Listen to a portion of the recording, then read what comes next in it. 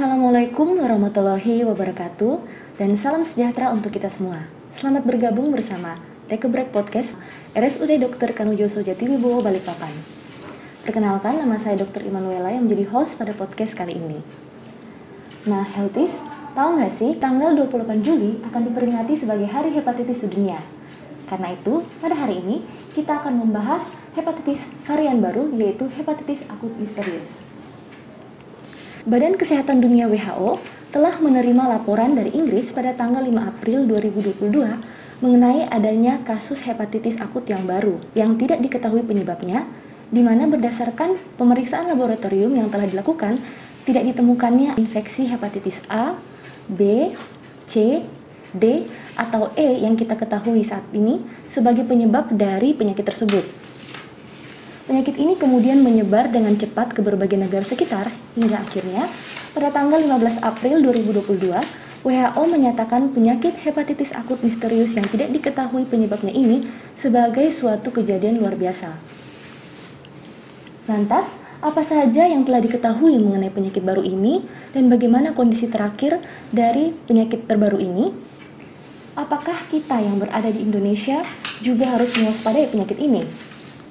Healthies, pada podcast kali ini kita akan membahas mengenai hepatitis akut misterius yang tidak diketahui penyebabnya bersama narasumber yang ahli di bidangnya, yaitu Dr. Tony Hartanto, spesialis anak. Selamat pagi Dr. Tony. Selamat pagi, Assalamualaikum warahmatullahi wabarakatuh. Waalaikumsalam warahmatullahi wabarakatuh. Apa kabarnya hari ini dokter? Alhamdulillah sehat, semoga Dr. Ella juga sehat ya. Alhamdulillah saya juga sehat dokter. Terima kasih dokter atas kesediaannya untuk bergabung bersama kami di podcast kali ini. Baik dokter, apa sih yang dimaksud dengan hepatitis akut misterius ini dokter? Apa yang membedakan penyakit ini dengan hepatitis lain yang sudah ditemukan sebelumnya? Ya, jadi kalau hepatitis itu prinsipnya adalah proses infeksi atau radang pada hati atau liver ya. Penyebabnya yang paling sering memang virus hepatitis yang selama ini diketahui virus hepatitis A, B, C, D, E. Tapi penyebab lain juga ada ya, bisa parasit, bakteri, obat-obatan, kemudian proses autoimun juga bisa. Jadi banyak penyebabnya yang membuat seseorang terkena hepatitis seperti itu.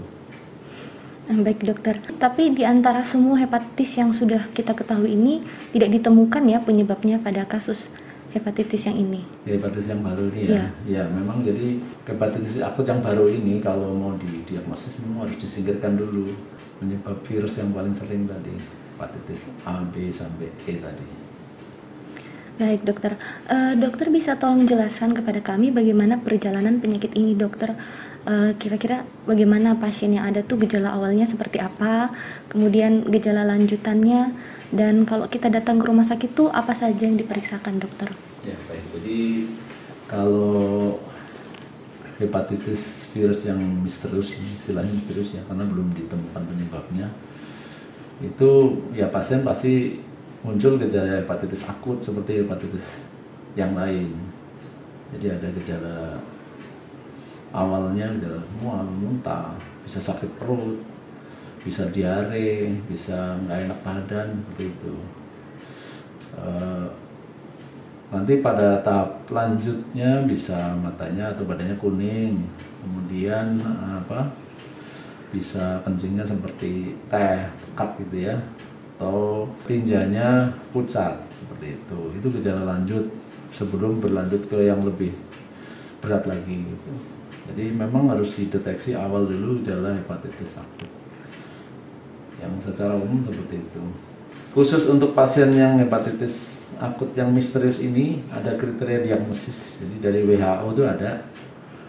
Kalau kriteria yang pertama itu yang konfirmasi sampai saat ini belum bisa didefinisikan karena penyebabnya belum ditemukan. Yang kriteria yang kedua adalah probable. Jadi probable itu syaratnya jadi harus disingkirkan dahulu hepatitis virus A sampai E-nya negatif. Usianya kurang dari atau sama dengan 16 tahun. Kemudian ada tanda-tanda hepatitis akut tadi, ada nilai-nilai SGPT atau transaminase yang tinggi. Makin lama makin tinggi, kalau dia masuk ke kriteria probable harus lebih dari 500. Kemudian kriteria yang lanjutannya adalah epiling, jadi secara epidemiologis ada kaitannya. Jadi sama kriterianya disingkirkan juga hepatitis virus A sampai E-nya. Kalau yang epiling itu usianya segala usia dan ada riwayat kontak dengan kasus probable. Baik, dokter. Itu yang epiling. Baik, terima kasih dokter. Bagaimana cara penularan penyakit ini dokter? Apakah penyakit ini bisa kita cegah dokter? Ini kan memang dicurigai infeksi ya, karena menyebarnya cepat. Beberapa data yang sudah ada itu memang dicurigai menular lewat fekal oral. Jadi kemudian ada juga yang lewat saluran pernapasan. Ini masih dicurigai semua ya, karena memang belum pasti. Kalau penularan fekal oral kita lakukan pencegahan memang. Jadi pola hidup bersih dan sehat harus kita lakukan, cuci tangan, kemudian pastikan makanan, minuman harus bersih, matang, kemudian jangan berganti-ganti Alat makan ya dokter. Ya. Kemudian untuk yang saluran napas yang mirip-mirip protokol COVID itu, jadi harus selalu pakai masker, hindari kerumunan, kalau misalnya ketemu dengan orang ada jaraknya, kemudian tingkatkan kekebalan tubuh. Jadi kita potong jalurnya lewat saluran nafas dengan saluran internal, seperti itu. Baik dokter, Ya. jadi pencegahannya itu PHBS dan protokol kesehatan ya dokter ya? Seperti itu ya. Baik dokter, dokter penyakit ini kan muncul dikala kita sedang menghadapi pandemi COVID ya dokter ya. Kemudian pemerintah juga sedang gencar-gencarnya melaksanakan vaksinasi. Nah, apakah penyakit ini ada kaitannya dengan COVID dokter? Mungkin di luar sana ada masyarakat yang khawatir kalau anaknya habis divaksin COVID nanti malah kena hepatitis gitu dokter. Apakah ini ada hubungannya dokter? Nah, itu baru kecurigaan saja ya. Jadi belum ada bukti. Jadi data yang ada belum membuktikan bahwa ini penyebabnya COVID ataupun vaksin COVID. Memang dicurigai ada ke arah sana. Hanya memang kalau kecurigaan penyebab malah lebih tinggi adenovirus. Dari beberapa sampel sampai ratusan sampel yang diperiksa itu 72% malah mengarah ke adenovirus. Tapi ini pun masih belum pasti karena datanya belum lengkap. Jadi kita tetap masih nunggu update terbaru dari ahli-ahli epidemiologi maupun ahli infeksi. Seperti itu. Jadi vaksin kerjakan aja tetap, karena COVID apalagi sekarang banyak lagi. Iya, jadi tetap kita lakukan. Jadi protokol yang kita lakukan untuk PHBS tadi dengan protokol kesehatan jalankan semua. Bisa mencegah COVID, bisa mencegah ini yang dicurigai tadi, hepatitis akut yang belum jelas penyebabnya. Baik, jadi karena penyakit ini masih baru, jadi kita masih sementara menunggu konfirmasi lebih lanjut ya dokter? Kita menunggu, kita kan harus evidence based, tidak asal dokter. ya, jadi seperti itu. Tapi untuk saat ini tidak perlu ada kecemasan berlebih ya dokter ya? Boleh tetap menjalankan vaksin? Vaksin silahkan saja, karena belum ada, kalau misalnya itu ada hubungannya, biasanya kan yang berwenang mengumumkan, ataupun langsung men-stop itu vaksin. Ya. Di luar negeri kan juga belum ada larangan vaksin. Ada pelaporannya pasti ya dokter ya, kalau ada efek samping dari vaksin. Ya. Baik, terima kasih dokter. Bagaimana kondisi hepatitis akut di Indonesia saat ini dokter? Apakah penyakit ini sudah ditemukan di Balikpapan dokter? Alhamdulillah kalau Balikpapan masih nol ya. Kemarin sempat diduga ada di Samarinda. Waktu itu datanya bulan Mei waktu itu ya. Bulan Mei hanya memang tidak terbukti waktu itu. Jadi ya alhamdulillah belum, nggak ada lah ya. Kalau di Jawa mungkin ada yang probable, tapi tetap belum juga ada yang diagnosis, konfirmasinya belum. Belum ada definisi kasus konfirmasi ya, definisi. Karena memang di dunia juga belum kasus konfirmasi yang seperti apa, kriteria WHO pun belum. Benar-benar masih misterius ya dokter. Ya, jadi tapi tetap pencegahan harus jalan semua. Baik dokter, jadi meskipun kasus ini belum ada ditemukan di Balikpapan, tapi kasusnya sudah ada ya di Indonesia yang dicurigai. Ya. Paling banyak mungkin di Pulau Jawa ya dokter, di Jakarta. Ya, karena kan populasinya juga padat di sana, mobilitas orangnya juga banyak kan di sana. Iya dokter. Aktif lah gitu. Tapi Healthies yang berada di manapun, khususnya di Balikpapan, meskipun belum ada kasus, harus tetap waspada ya dokter ya, karena bisa saja menyebar. Kasusnya itu kalau probable dia berlanjut ke fase yang lebih berat, yang jadi hepatitis fulminan, kematiannya tinggi. Jadi pasien-pasien yang terdeteksi hepatitis akut segera dirujuk ke vaskes, jangan menunggu kondisinya lanjut yang seperti sudah kuning badannya, sudah kencingnya seperti teh, sudah beraknya pucat. Itu jangan, kalau bisa lebih awal. Jadi prognosis penyakit ini lebih awal terdeteksi, lebih awal ditata laksana lebih baik gitu. Baik dokter, jadi kalau Healthies di rumah ada yang menemukan pasien dengan gejala awal seperti yang dokter Tony sudah jelaskan tadi, ada mual muntah, nyeri perut, kemudian demam, ada juga yang diare dokter ya. Badannya nggak enak, segera periksakan aja. Ya, segera diperiksakan ke fasilitas kesehatan ya Healthies ya.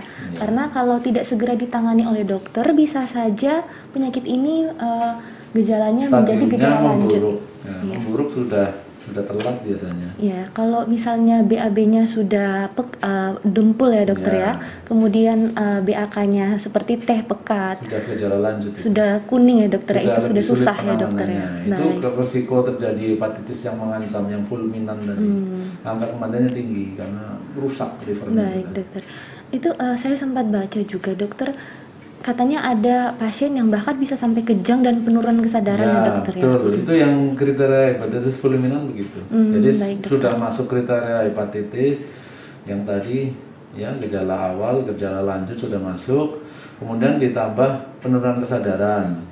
Penurunan kesadaran, kemudian kita cek PPT, kemudian INR-nya lebih dari 1,5, itu sudah hepatitis fulminan, itu harus dirawat di ICU. Ataupun dia tidak penurunan kesadaran tetapi INR-nya lebih dari 2, itu hepatitis fulminan juga. Itu resiko perburukan sampai gejala komplikasi macam-macam bisa terjadi, sehingga harus dirawat di ICU. ICU kita tahu kan terbatas tempatnya, dan tidak semua fasilitas bisa cepat menangani seperti itu, apalagi kalau terlambat sulit penanganannya. Baik dokter. Ya, karena saya udah lama di ICU, jadi kalau memang pasien datang lebih awal lebih cepat recovery-nya, pemulihannya. Gitu. Baik, jadi berarti mungkin untuk Healthies di rumah, kalau misalnya ada pasien yang memiliki gejala-gejala tersebut dan bahkan sudah sampai tidak sadar, jangan dibawa ke puskesmas ya dokter ya. Sebaiknya segera dibawa ke rumah sakit dengan fasilitas ICU anak ya dokter ya. Seperti ya rumah sakit Kanujoso ini ya dokter ya. Alhamdulillah kita punya ya ICU anak, kalau ada tempat ya bisa kita rawat. Tapi mudah-mudahan datangnya tidak kondisi berat lah, lebih awal lebih bagus gitu. Jadi kalau yang gejala awal cukup diobservasi di ruang isolasi supaya mengurangi penularan. Itu lebih cepat pulih biasanya. Ya, seperti itu. Baik dokter, kemudian apakah ada tata laksana khusus dari penyakit ini dokter?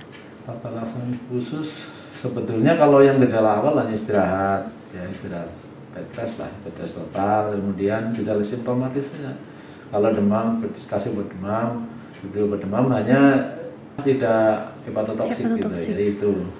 Penanganan khusus tidak ada, kan seperti kita ketahui kalau dicurigai virus tidak ada obat khususnya, jadi seperti itu. Baik dokter, terima kasih atas penjelasannya dokter. Jadi intinya kita tidak perlu panik berlebih terhadap adanya penyakit baru ini ya dokter ya. Namun masyarakat diharapkan tetap patuh menjalankan perilaku hidup bersih dan sehat serta protokol kesehatan. Karena sebenarnya dengan menjalankan PHBS dan prokes kita bukan hanya mencegah COVID, tapi juga banyak penyakit lain ya dokter ya. Penyakit infeksi lah termasuk hepatitis akut misterius ini. Ini hepatitis virus akut ini kan dicurigai infeksi juga. Iya dokter. Kemungkinan paling besar seperti itu. Baik dokter. Kemudian kalau Healthies menemukan anak dengan gejala awal, sebaiknya segera dibawa ke dokter agar tidak berlanjut menjadi gejala yang lebih parah dan nanti akan sulit ya dokter penanganannya. Ya, komplikasinya juga banyak. angka kematiannya juga tinggi kalau sudah yang fulminan itu. Baik, terima kasih banyak Dr. Tony, spesialis anak, atas waktu dan sharingnya. Kepada Dr. Tony, kami persilahkan untuk memberikan closing statement. Baik, terima kasih. Jadi intinya kalau pada hepatitis akut yang belum diketahui penyebabnya, karena dicurigai yang paling ikut andil paling tinggi itu golongan infeksi ya, terutama virus. Data-data penelitian menunjukkan kalau adenovirus paling tinggi, tetap kita lakukan proses pencegahan. Jadi karena pencegahan itu lebih efektif dan efisien.